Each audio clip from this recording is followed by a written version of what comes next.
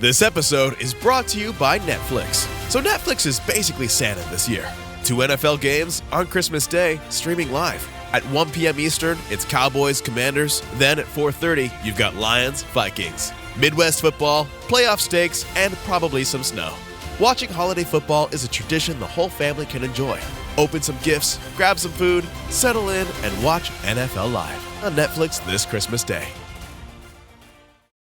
Thanks for listening to our daily podcast. If you love what you're hearing and you want more, you can get all 3 daily hours ad-free and on demand for less than $3 per month. Go to michaelmedved.com and subscribe today. We have a special deal right now, 50% off an annual membership. Our program covers all the current controversies in the news with my independent and uncensored views. Become a MedHead member today. Find out more at michaelmedved.com.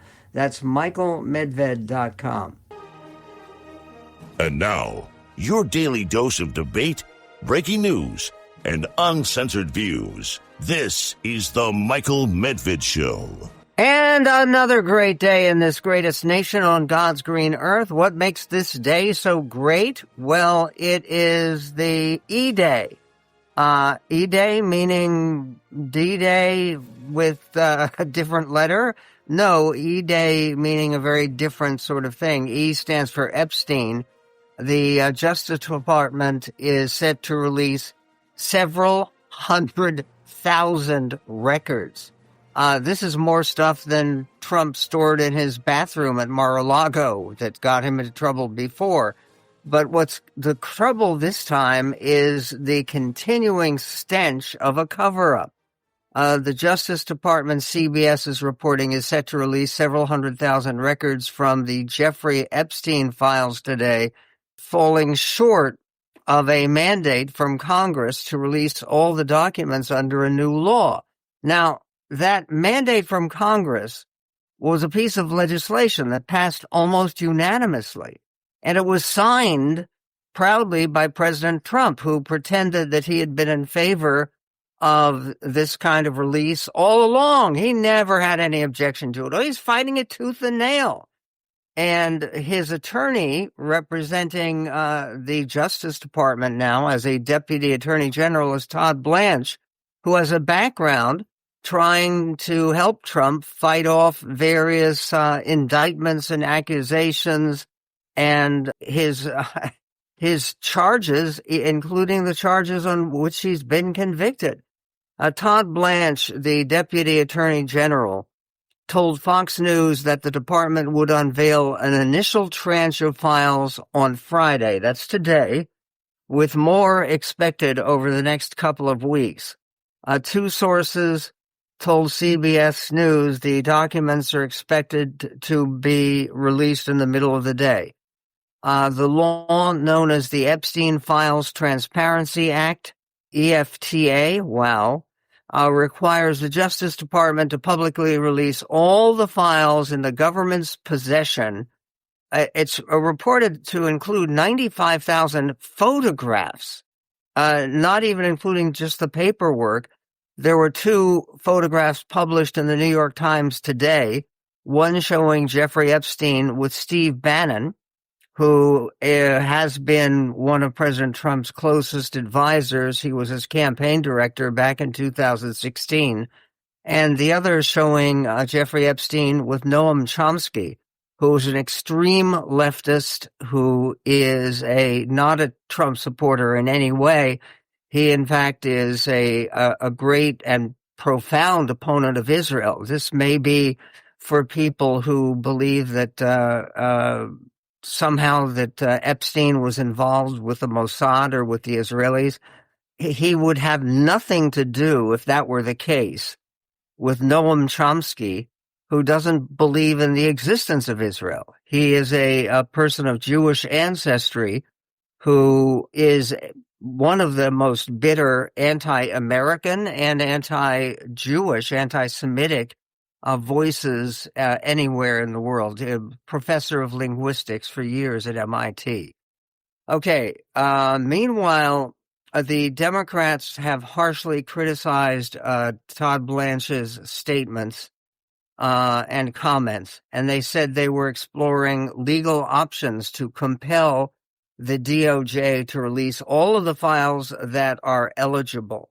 CBS News has a team of journalists who will comb through the files and highlight notable discoveries below. Can you imagine if that's your job? You're waiting for these thousands of papers to be released, and then you're supposed to go through them and find something interesting or significant. Associated Press is saying the Justice Department faces a Friday deadline. Okay, you can call it D-Day, deadline day. How's that? To release its files on Jeffrey Epstein, a convicted sex offender and wealthy financier known for his connections to some of the world's most influential people, including Donald Trump, who as president has tried to keep the files sealed. That's the report of Associated Press. The Justice Department hasn't said when during the day it intends to make the records public. We will keep you posted as far as we can. The idea that today is the deadline, it didn't stop the New York Times from having on the front page a photograph of Donald Trump standing with Jeffrey Epstein, and then a lengthy description of their long and sometimes troubled friendship. And it says that they developed this friendship based on their common interest in chasing women. Yeah, that's the report. Okay, with all of that going on, the total volume of what is going to be released is unclear, though Deputy Attorney General Todd Blanche said in a Fox News Channel interview that he expected the department to release several 100,000 records today and several 100,000 more in the coming weeks. The records could contain the most detailed look yet at nearly 2 decades worth of government investigations into Epstein's sexual abuse of young women and underage girls. How much have we invested in all of this? FBI personnel worked over 14,000 overtime hours on reviewing the Jeffrey Epstein material, and including a period in March 2025, this year, where over 3,000 overtime hours were logged by the Freedom of Information Act staff alone. Specific figures: total overtime hours, more than 14,000 overtime hours. Total overtime hours January to July. A different metric showed 4,737 overtime hours. The cost of all this, between March 17th and March 22nd, the cost alone for that brief period was the taxpayer paid $851,344. Now, the idea that all of this has nothing to do with Trump, it has to do with Bill Clinton. Everybody knows that's the case.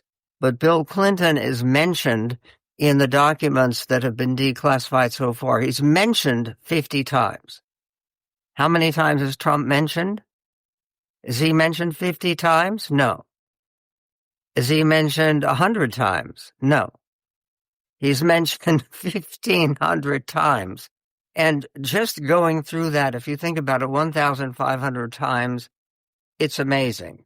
Now, President Trump would prefer that we pay attention today to the workmen who are putting his name on the Kennedy Center. And it's remarkable because it shows the John F. Kennedy Memorial Center, and they're putting the Donald J. Trump Center. They can't put Memorial Center because he's alive. And the entire thing is, people ask, what is next? The Trump Lincoln Memorial, the Trump Thomas Jefferson Memorial, and then, of course, Mount Trump, or the United States of Trump. And Trump is announcing the Patriot Games. This is a youth athletic competition celebrating the United States' 250th birthday. This reported by CNN. And of course, people are talking about his Patriot Games being the equivalent of the Hunger Games that were celebrated in a whole bunch of very successful, but not that great, frankly, movies. And then when the world of InfoWars is turning against Trump, what is going on? I mean, that's Alex Jones. We're talking about people who are very, very hardcore conspiracy theorists and MAGA supporters. So who in InfoWars is turning against Trump? We will get to that and more. Dramatic day. The Brown University shooting suspect has been identified. We will get to that and more coming up on the Medved Show. This episode is brought to you by eBay. Buying parts for your car? You'll know that will it work feeling. But on eBay, buying parts is different. eBay's free returns means if it doesn't fit, or if it isn't what you expected, you just print a label, drop it off, and get your refund fast. No haggling, no stress, and at least 30 days to return any eligible item. Millions of parts, free returns. eBay. Things people love. Eligible items only. Exclusions apply. And here is the voice of Deputy Attorney General Todd Blanche, known as basically someone who's not serving the Department of Justice, but serving very specifically the Trump administration, blurring that distinction, which is a crucial constitutional distinction, between someone who works in the Department of Justice, which represents the whole country, and someone who serves as a White House counsel. Who represents the president's Blanche, that President Trump and the rest of his administration, and of course the Attorney General Bondi, that they will all miss the deadline to release the Epstein files. I mean, this is amazing after all the hullabaloo centered on today. This is Deputy Attorney General Todd Blanche, clip 10. So yes, so today is the 30 days and I expect that we're going to release several 100,000 documents today, and those documents will come in all different forms, photographs and other materials associated with all of the investigations into Mr. Epstein. And just so everybody appreciates, President Trump has said for years that he wants full transparency and he wants the Department of Justice to release everything that we can with respect to this investigation and cases. And we saw during the Biden administration radio silence from the very Democrats that are screaming from congressional steps today that we haven't done enough. But guess what? President Trump signed that law 30 days ago, and we have been working tirelessly since that day to make sure that we get every single document that we have within the Department of Justice, review it, and get it to the American public. Now, the most important thing that the Attorney General has talked about, that Director Patel has talked about, is that we protect victims. And the protecting victims means actually deleting or disqualifying, covering faces, and covering any information that would identify victims. So it's a very complicated process.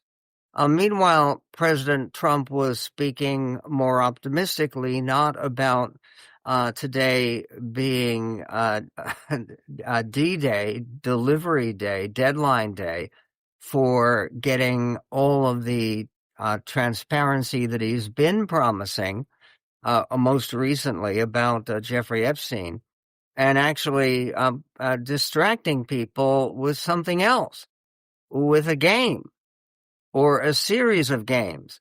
Here is President Trump from the Oval Office announcing the first ever Patriot Games, which, as you'll hear, is a 4-day athletic event featuring one man and one woman from each state and U.S. territory competing against each other for a grand prize. Okay, doesn't this sound like people representing each state in a series of games. Doesn't that sound like the Hunger Games? Let's hope we're not all starving before this occurs. Here's President Trump with the big and momentous and uplifting announcement, clip 11. Then from June 25th to July 10th of next year, we will host the Great American State Fair on the National Mall, featuring pavilions from all 50 states, highlighting breathtaking innovations and celebrating America's exceptional history and culture. Frankly, you'll never see anything like it, and you'll never see anything like it again. In the fall, we will host the first ever Patriot Games, an unprecedented 4-day athletic event featuring the greatest high school athletes, one young man and one young woman from each state and territory. But I promise there will be no men playing in women's sports. You're not going to see that. You'll see everything but that. As I first announced in 2020, we will build the National Garden of American Heroes featuring statues of all-time greatest Americans, and we will build a triumphal arch as we celebrate 250 years of American freedom. We are the only major city.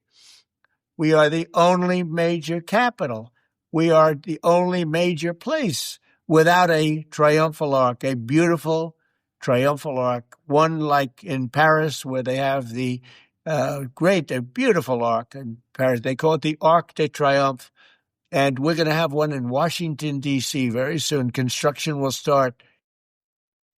Okay, a triumphal arch, that was an arch to celebrate victories in war.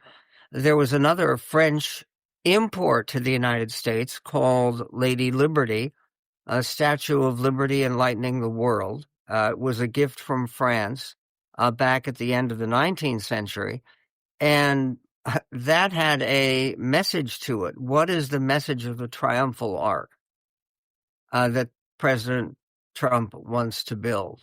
And again, is this going to go up before or after the big, beautiful $400 million ballroom, grand ballroom? By the way, he found places without the grand ballroom to hold a very festive White House Christmas party. They had a couple of days ago a festive White House Hanukkah party. They managed to do that without building this ballroom that President Trump says fallaciously that our presidents preceding him wanted to build for more than a century. There's no evidence of that at all. Where there is evidence is the solution of the Brown University shooting. The suspect for that shooting has been identified. His name is Claudio Neves Valente. He is not someone who crossed the border illegally. He's actually an immigrant, legal immigrant, with a green card from Portugal.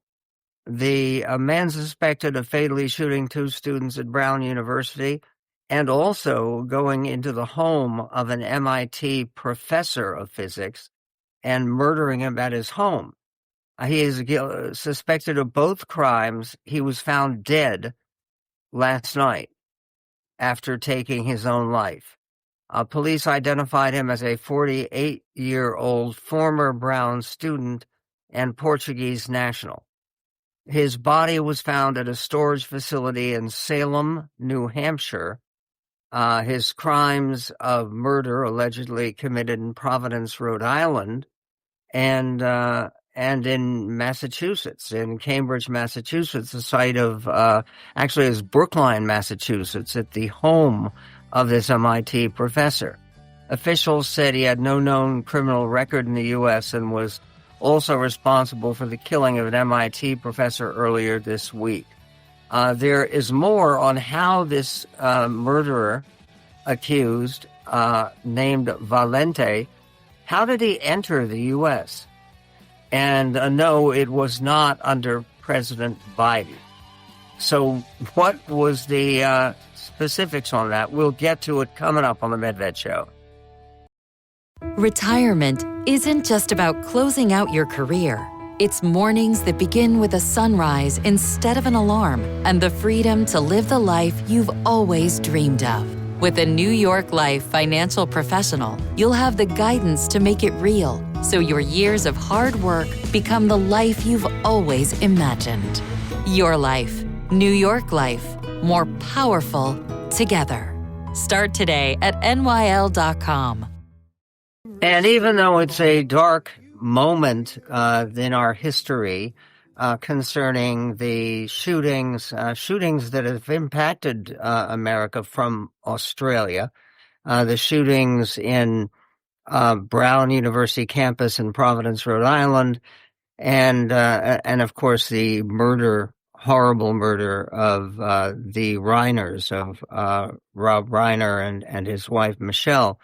With all of that going on, it's a positive that they at least have finally identified the perpetrator of the murders, and there were 2 students murdered at Brown University campus in Providence. The murderer's name is Claudio Neves Valente, and I had asked a question before the break about how did he enter the U.S.? How did this guy get over here from Portugal? He was, by the way, apparently a very gifted student with top academic credentials in the field of physics, and particularly plasma physics. And he entered the U.S. in a program called DV1, and he was granted a green card. This is reported by Kristi Noem, our Secretary of Homeland Security. And he got his green card after he entered the country. He entered the country when? In 2017. Was Joe Biden president at that time? No. Donald Trump was. Donald Trump was inaugurated on January 20th, 2017. And that means the green card, the legal residency, was granted when Trump was president. Isn't that somewhat relevant to this situation and the attempts to blame President Biden retroactively for things that happened under the Trump administration?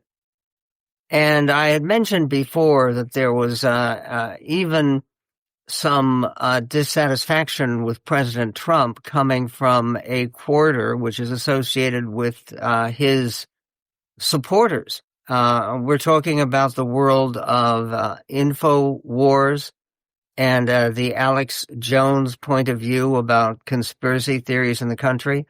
And Owen Schroyer is a former InfoWars host who was pardoned by President Trump for his role in the January 6th, 2021 Capitol riots. Yesterday, he warned that President Trump, the same guy who had pardoned him, was fading. On X, Owen Schroyer wrote concerning President Trump's speech in the middle of the week, this is Trump's worst speech yet. He has to start by bashing Biden because he needs a fall guy. He then talks about stopping political corruption, but zero arrests.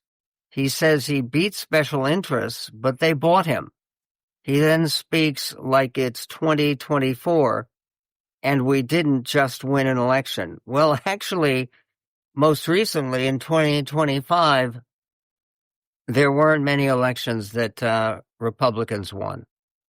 And certainly very few elections that Trump loyalists won, because that was tried in places like New Jersey and Virginia and Georgia and Pennsylvania and around the country, and across the board, not doing well. Part of the reason for that, there's actually a statement by Maria Shriver. Remember Maria Shriver? She was the sister of the famous Kennedys, Robert Kennedy and John F. Kennedy. And she actually was the niece of President Kennedy, because it was her father was a brother of President Kennedy. Her father was, I believe, I'm not sure which one of the Kennedys it was, but in any event, she has posted a message which says the Kennedy Center was named after my uncle, President John F. Kennedy. It was named in his honor. He was a man who was interested in the arts, interested in culture, interested in education, language, history. He brought the arts into the White House, and he and my Aunt Jackie amplified the arts, celebrated the arts, stood up for the arts and artists. It is beyond comprehension that this sitting president, she means Donald J. Trump, has sought to rename this great memorial dedicated to President Kennedy, my uncle. It is beyond wild that he would think that adding his name in front of President Kennedy's name is acceptable. It is not. Next thing, perhaps he will want to rename JFK Airport, rename the Lincoln Memorial, the Trump Lincoln Memorial, the Trump Jefferson Memorial, she writes, the Trump Smithsonian. The list goes on. Can we not see what is happening here? Come on, my fellow Americans, she says, wake up. This is not dignified. This is not funny. This is way beneath the stature of the job. It's downright weird. It's obsessive in a weird way. Just when you think someone can't stoop any lower, down they go.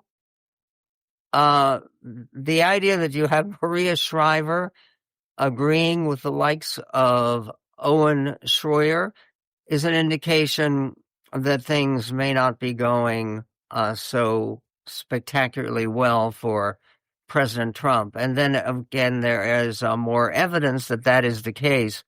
The Hill reports a majority of Americans say they oppose the United States taking military action against Venezuela as the Trump administration escalates its campaign against the country's president, Nicolas Maduro, according to the Quinnipiac University poll released yesterday. Pollsters found that 63% of American respondents said that they oppose military action in Venezuela, compared with 25% who said they support it. That's an extraordinary margin. I mean, it's more than 2-1. You can figure it out. Democrats overwhelmingly said they are against it, 89%. 33% of Republicans say they're against it, despite the loyalty to the Trump administration. But most significantly, among independents, 89% are saying, 68%. It's 89% of Democrats, 68% of independents who say they are against military action against Venezuela to bring down the Maduro regime. Now, that's not a defense of the Maduro regime, but one could say it is something of a defense, even from a third of Republicans, for the ideals of America first that President Trump tried to use and successfully for his election in 2016 and for his return to the White House in 2024. There is a more about where it is that even sycophants draw a line regarding Donald Trump. Kevin Williamson will be joining us. He is a national columnist and correspondent that we've enjoyed enormously having on the show before. We will be right back here on The Medved Show. Rated E for everyone. Includes in-game purchases. Includes random items. EA Sports FC 26 is here. Play your way this holiday season with an overhauled gameplay experience powered by community feedback. Enjoy festive upgrades in Ultimate Team with Winter Wildcards. Take on holiday-themed challenges and manage your career, like navigating the busy Christmas period. And team up with friends and clubs with new tournaments and live events. The club is yours. Give the gift of football with EA Sports FC 26. And on the Michael Medved Show, appropriately, some festive seasonal music in the klezmer style, because the president has not only hosted recently a big, lavish White House Christmas party, but also following a tradition that was really first established by President George W. Bush, hosting also a Hanukkah party over the weekend to commemorate the Jewish holiday of Hanukkah, which is approaching its end with a couple of more nights of candle lighting and celebration. The president had a large number of his supporters gathered for the occasion. He spoke about how much better the occasion would have been if they had the big, beautiful ballroom that he again repeated he was going to help pay for, along with special donors. It was going to cost about $400 million now. But even that appears to be an underestimate, according to a lot of analysis.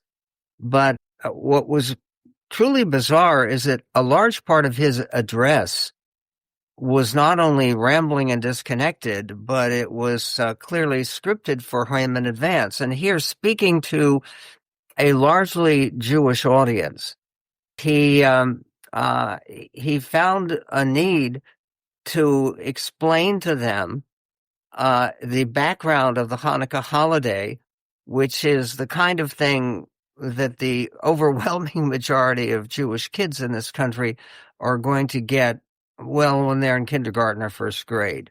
The president taking over that role said this at the Hanukkah celebration in the White House. President Trump. When they reclaimed the Holy Temple, they found only a single flask of sacred oil, just enough to keep the menorah's light burning for one night. They wanted that light to burn just for one night. Yet, as the story goes, that small flame endured for 8 days. Do you know that story? Does everybody know that story? Okay, first of all, they didn't want the light to burn for just one night. I mean, it wasn't the kind of thing that, oh, yeah, we only wanted one night, and now we have to do something because it's still burning. And no, the important part of this episode in Jewish history is that there was a rebellion to allow Jews to continue to be Jews at a time when the country had been taken over by the Assyro-Greeks of King Antiochus. And leaving that all aside for a moment, the basic thing that they needed to do, Hanukkah means a dedication. It is related to the reconsecration of the temple. And they had to clean out the temple from some of these Greek idols and that were removed, and some of the accoutrements that had polluted the Holy Temple. So the first thing that had to happen was purification. And that's kind of a tough concept for this White House. I mean, they can't even get the Epstein files released on time, the time that Congress actually voted for. The problems with mathematics that the president faces. He gave his speech from the White House in the middle of this week, and a speech that, by the way, united Republicans and Democrats in a rare chorus of joint disgust and disappointment.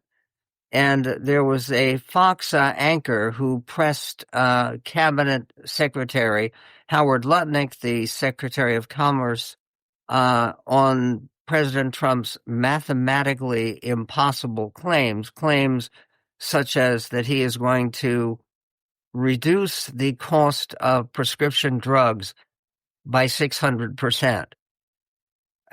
If you reduce those drugs by 100%, that means that no one's paying anything. So what actually is going on here? The Secretary of Commerce tries to explain it. Clip 25. If you cut something by 100%, the cost goes down to zero. If you cut it by 4, 5, or 600%, the drug companies are actually paying you to take their product. So it raises the question, how much of last night's speech was hyperbole and how much was fact? No, what he's saying is you bring it, if a drug was $100 and you bring the drug down to $13, right? If you're looking at it from $13, it's down 7 times. It's not a 600%. Well, but it's 700% higher price before. It's down 700% now, right? So a $13 would have to go up 700% to get back to the old one. So it all depends on when you look at it. You could say it's down 87%, or you could say it would have to go up 700% to be the same one. So it just depends on what you look at it. But basically what he's saying, and we all know what he's saying, is we are hammering the price of drugs down. That's what's happening. And he's announcing it all the time. He's got more announcements even between now and the end of the year. So we're going to cut prices on drugs. And that's going to, you know what that does? It'll lower your price of insurance. Okay. Does that seem convincing to you? And maybe he could stop using figures like lowering prices by 700%. Which, even though Howard Lutnick is trying his best, is not particularly persuasive. Meanwhile, another doctor, Jonathan Reiner, was on CNN with Jake Tapper and talked about the meaning medically of Trump falling asleep while people are talking to him. This is clip 20. He's done this several times now in the last few weeks. He's fallen asleep in a crowded Oval Office, and he's also fallen asleep at cabinet meetings with people talking directly to him. And that's what's called increased daytime somnolence. And there are a lot of things that can do that. Sometimes people with sleep apnea, people who wake up many times during the night and don't get restorative sleep, have that. That's treated typically with CPAP masks. We've never been told the president has sleep apnea. But it's jarring to see the president go from basically asleep in the Oval Office to, really this rapid fire pace, during basically a 30-minute speech that he gave in 18 minutes. It was, and again, what I said last night is no one should be happy to see that. Certainly his supporters shouldn't have been happy to see him so sort of loud and almost out of control, and his detractors should not be happy to see him. The president of the United States should be well, but there've been a lot of health issues. He has the chronic bruise. He had swollen ankles. He's had these mysterious scans. Okay, and Dr. Jonathan Reiner is not rooting for medical problems for the President of the United States. He is saying something that many congregations even pray for every week, which is the well-being of a president who appeared, at least to this physician, to be displaying some serious health problems in his speech last week. We have time for clip 19. Well, it wasn't the content. I thought the content was just standard fare that we've become accustomed to, but it was the way it was delivered. It was delivered in with a manic cadence, almost a frantic cadence. It was as if you felt like you were listening to a podcast on 2X, and that kind of manic delivery was very, very disturbing, very pressurized speech. And as the address went on, the cadence of his remarks became quicker. And we've never seen the president, Happy Hanukkah! Never seen the president quite in that level. The Happy Hanukkah was, again, from the White House Hanukkah party. Meanwhile, that White House Hanukkah party brought Alan Dershowitz to Washington, D.C., and he presented President Trump with an advance copy of his new book. What is his new book about? It's about his idea that President Trump can run for president again in spite of the U.S. Constitution. We will get to that prospect and much more coming up in this greatest nation on God's green earth. Hey, Ryan Reynolds here, wishing you a very happy half-off holiday, because right now Mint Mobile is offering you the gift of 50% off unlimited. To be clear, that's half price, not half the service. And Mint is still premium unlimited wireless for a great price. So that means a half day, yeah? Give it a try at mintmobile.com/switch. Upfront payment of $45 for 3-month plan, equivalent to $15 per month required. New customer offer for first 3 months only. Speed slow after 35 gigabytes if network's busy. Taxes and fees extra. See mintmobile.com.